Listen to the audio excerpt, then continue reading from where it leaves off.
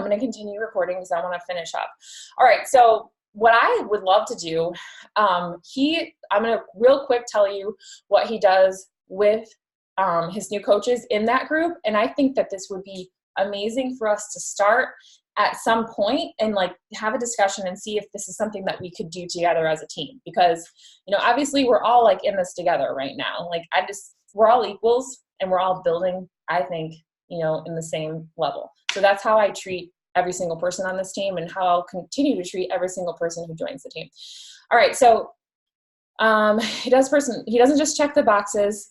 We're here to make a change. So I already told you that. Okay. So basically what he does in the group, they do one post a day for 18 days. He literally has a simple graphic that says day 1, day 2, day 3 through 18.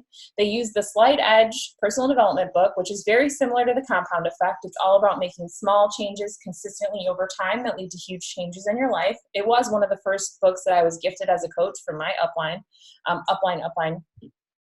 And everyone purchases a copy of that book. And it's all about things that are easy to do and also not easy to do, easy to not do. So they print out 3 copies of the success tracker. Before the group kicks off, he has each person do a live video. They share 6 things so that they learn how to do lives. Number 1, who they are. 2, where they're from. 3, what program they're doing. 4, what excites them most about coaching. 5, what they're looking to pour into this group, and then what they're looking to get out of the group. So this allows them to go live in a safe environment, and they can start making connections with other people in the group, and it helps them grow, you know, as a leader just by having to like do that. But it's simple things that they can do. So part of their daily assignment is to read 1 chapter of the book every day and share 3 things that they're going to implement into their business. Kinetic success is taking action. We remember 10% of what we read, 20% of what we hear, 70% of what we discuss with others, and 95% of what we teach. So he wants to get people teaching what they're going to implement so that they'll remember it. So they have to post, and at the end of the week, they post a picture of their completed success system tracker. And he says, his quote is, "An incomplete tracker is better than an empty tracker." So celebrate the victories on the hard days. And during this, he models and mentors the group and leads by example. So he gives 120% effort to the group because he knows that his students are only going to give 80% effort. So he does the assignment, he posts videos and pours passion into it. And he's also seen when he doesn't give the energy to the group as much as other times that the group will suffer, and it will, but when he really does give the energy, this group creates self-sufficient coaches. So he PMs every single coach who makes it through the group and invites them to co-lead the next group with him and to invite their PS coaches. And having more people in the group doesn't take any more work for him. It just, and then they get to run it together. And then after that, he sends them that Google Drive link where they can have all access to all the materials, and then they can start running their own group on their own. And you can use it with other personal development books too, but showing up and taking messy action is what it all starts with. So he models, instead of telling people what to do, he shows people what to do by his own actions. He uses how he recruits people is he uses social media to bring people into his business. He's very aware of his brand. He used to think that branding was finding the exact same version of him, but he's learned through the years that you're just looking to find people that have something in common with you, not everything. So for him, he loves intense programs, and he connects with people who are ready to put in work and get extreme results. He consistently shares his progress, even after all these years, and his clients' progress and progress of coaches and peers, and he directs everyone to a Google form, and that sets them up for success with the right program because he's looking for the best way to get better. He says the best way to get better at inviting is to get better at results. We're in control of the results we get. When we try everything, it helps us to know what to recommend to our clients. So recommending the right thing for their goals instead of, forcing them to do what you think is right for them will create more success for them and more growth in your business. So look for ways when you're meeting someone and you're building your relationship with them to show them that you value them. Treat every person as if they are your next rock star, and they will do amazing things. Make them feel valued So for example, with these promo codes, he's been offering them to people and telling them, like how valuable they are and that he only has 3 and that he's going to offer them one of the 3. And offer it to someone that you believe will show up and make this change, because making this change is all about the belief, and you're instilling that belief in them by believing in them before they believe in themselves. His personal fulfillment was, 100-pound weight loss. He's traveled the world. He's settled in a big lake house. He can go skiing whenever he wants.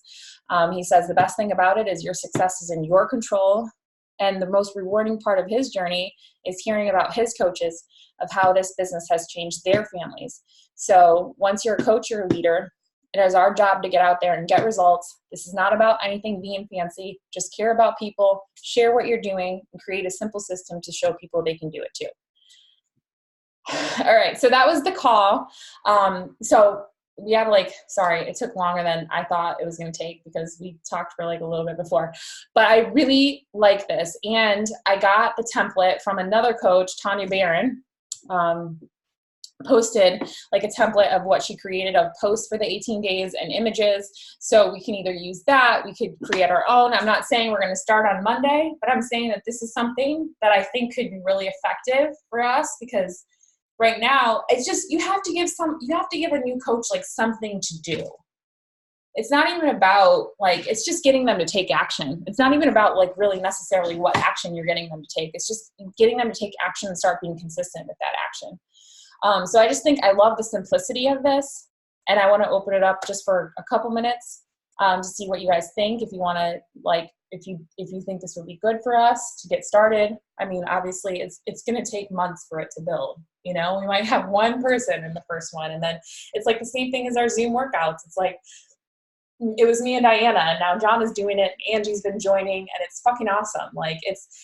And I used to be the person that would think oh, it's only me and Diana. This sucks. We don't have anybody else, I would always be cause that was that numbers thing, I have to have more people. And then I just kept I remember Jonna saying, if you build it, they will come. If, she's so in her consistency. So I'm learning from the people that are, and Diana is so happy to be working out with just me, she's not making it oh, it's just Marissa, she's so you learn something new from every single person. And I think that attitude of it's Ashley Feldison, when she did her first team call, she had I don't know, a couple people. She cried afterwards because she had nobody on her call. Now she has hundreds of people on her team call. Stop thinking about what you want, all those numbers that are going to be in the future, because they will be if you focus on what's in front of you right now. And that's how I've approached this whole, after Summit, I came home and I was oh, I want to do all these things. And I'm you know what, just start with the one thing and then add the next thing and add the next thing. And with these Zoom workouts, it's I think that someday we're going to have a shit ton of people on these Zoom workouts. They're going to be getting on it, and it's going to be fucking awesome, and it's going to be huge, and all our new people are going to be able to get on, and they're going to have a place to go, and I know Angie's loving it. So my point is, this is probably going to start that too. It's not going to be a lot of people, but we have to consistently keep doing it together and embrace the process for it to ultimately work for us. Okay, I just wanted to say something from 30 minutes ago when you were talking about just get comfortable posting, because that's actually how Allison has gotten started. So Allison, I'd love for you to just share your experience and how you've been feeling about that, because she was this is overwhelming. She was so scared to post. Her first goal was I just want to be comfortable with social media. And I do feel that that's important. So I just want to back up what you said, because when a new coach comes out and they're so do I just put out my coach post? And it's no, you were a doctor yesterday and now you're a coach. People are going to be what the fuck? So I was just start sharing and just share your journey, so that when you do invite people to something, they've seen what you've been doing versus, wait, but you're a teacher. Do you work out? So and then Allison actually just came to me. She's okay, what's the next step? I've been doing this for a month. Now what? And I was okay, well, now we reach out to people. And I gave her some examples of how to do that. So Allison, just, what are your thoughts on getting started that way? I'd just like to hear. Yeah. So it's funny. I really did not do much at all on social media. I mean, I think I had 5 pictures on Instagram from 5 years ago. And I was on Facebook and would follow people, but never commented. So for me, like just putting myself out there was where I felt I needed to start. Otherwise, I felt like I said to Stephanie, I didn't feel like I was being authentic. And I needed to feel like I was just putting stuff out there. It was very hard for me. It was the last couple of weeks. I feel a lot better now. Like I look back even to things. I'm not saying everything's great, but I feel a lot more comfortable and confident than I did even a few weeks ago. So that's great. And I've been trying to figure things out on my own and reach out to Stephanie when I need to. But yeah, like I feel like now I reached out to Stephanie the other night because I feel like I'll every couple days start to get like this feeling like, okay, now what? And that's where I felt like I was like, okay, now I'm putting stuff out. I'm showing my workouts. I'm showing some stuff about what I do during the day, but I didn't really know what to do next. So that's when Stephanie said to kind of, now you have to like reach out to people and connect. And I might sound silly, but this was just all so new to me. So, yeah, I mean, I'm not sure. Well, something that you said was you were turned off because you were like, I'm scared. Everybody says invite. Oh, right. So I've been watching a lot of trainings in the last couple of weeks, and I'm watching what everybody's saying, and that's what they're saying. Invite, free group, challenge group, invite. And I'm like, I forgot to start with that. And that's where Stephanie was just saying, you have to just with people and just, get to know them and get to know what they're about. So that's what inviting means right now for me, where I am. So that made sense to me. And I felt a little more comfortable because I was feeling a little overwhelmed. Like, okay, what am I inviting to? Like, but I get it. Like just inviting to being part of their life and them being a part of me and finding out more about each other and what their interests are. And it made sense. Yeah. Was that the question? I'm not sure. Yeah. So my point is like, this has been a slower process, but it's building your confidence with each step in that process versus, all right, day one, go out and get your first package. Like, it's slower, but you're probably going to stay with it longer because it's gradual and it's comfortable and you're taking baby steps out of your comfort zone, but in a way that fits you. Yeah. And I think for me, like I keep thinking like, oh my gosh, like what am I supposed to be doing now? And why do I not have anybody yet? But I just have to, and this is just my personality in general. Sorry, I'm like bouncing around. I just need to kind of feel really comfortable with something when I do it. So, yeah, just like I know that there is no time frame. It's what I feel like doing, what's comfortable for me. And trust me, in the last month, there have been many times where I thought to myself, like, what am I doing? Like, this is ridiculous. I'm an early intervention teacher and I love to work out and eat healthy. And, what do I know about like coaching? And I'm proud of myself for this because I said to Stephanie before, typically for me, when I get overwhelmed with things, I'm out. Like, that's just how I am. I shut down. And so it's been like, okay, when I feel like that, I'm like, no, it's okay. There's no right or wrong here. It's like what you feel comfortable with. And,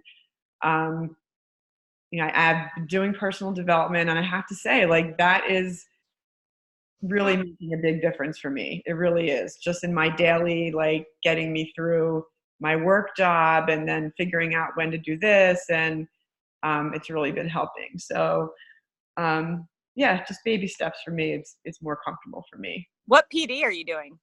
I'm doing girl wash your face. That's the one I started with, but I've written down a lot of, other ones that I'd like, and I'm open to suggestions for maybe a second one if anybody has anything that they really like.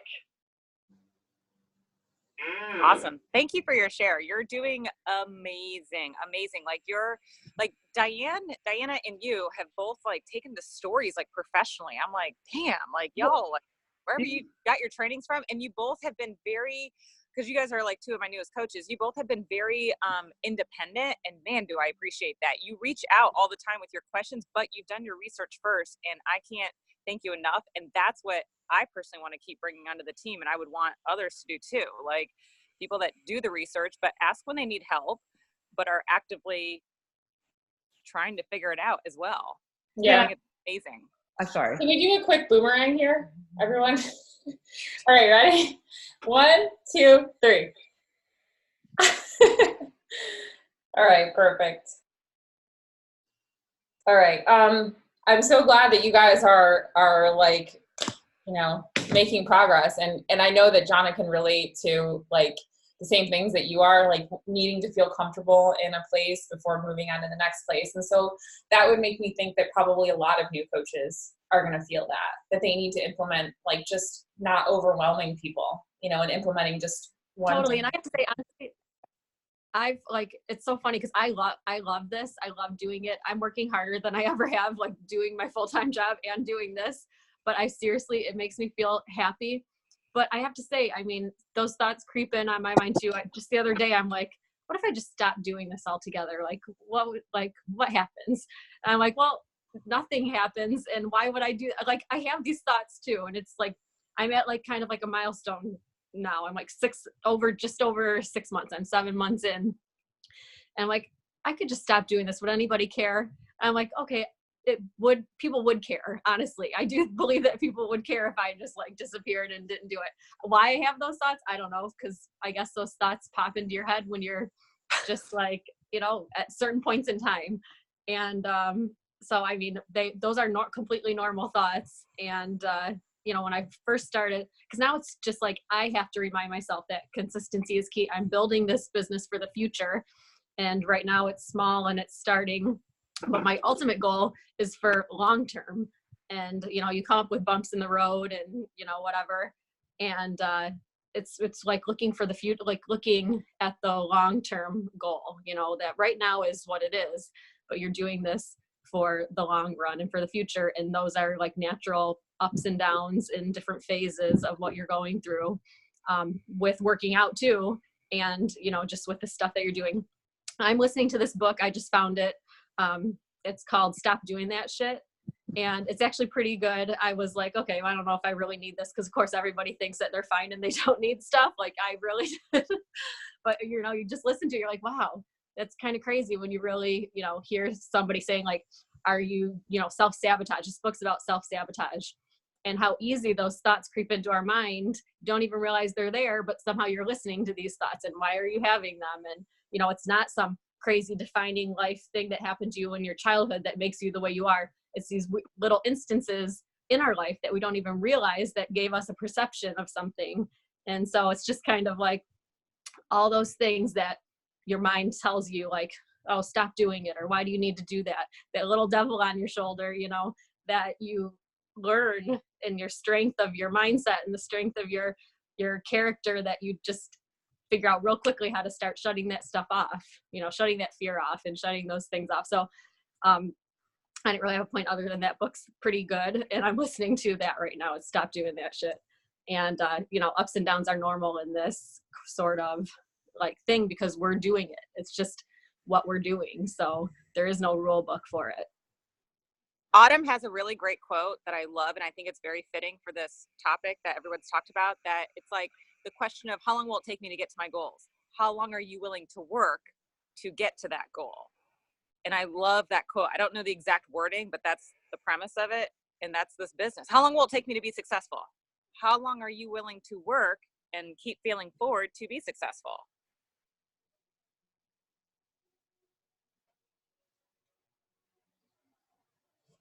Well, thank you everyone for your shares. It's been, it ended up being a longer call. Maybe we can talk about this more in the team page about this system. I mean, about implementing this with our team and seeing if it's something that can work for us. If you guys are interested, does it sound like something you'd want? Like raise the hands if it's something you think would be good for us to do at some point. Okay. All right. We'll talk about it more then, because I mean, right now is not the time. It's, you know, we've been on here for an hour and, you know, I know people have lives and I want to respect people's time. So what we can do is if you want, we can talk about it more next week on the team call and see like how we would go about, because I'm really good with ideas. I'm just like being authentic and vulnerable, but I'm not the best at like seeing them through until the end. So like, obviously people can pick up and have strengths where I'm weak. And so maybe we can just continue this conversation next week and see it through until it's done. And I'll try to be better about that. Thank you all for your shares. I hope that this was helpful. I'll see you all next week and we'll continue this discussion. All right. Have a good one. Bye, ladies.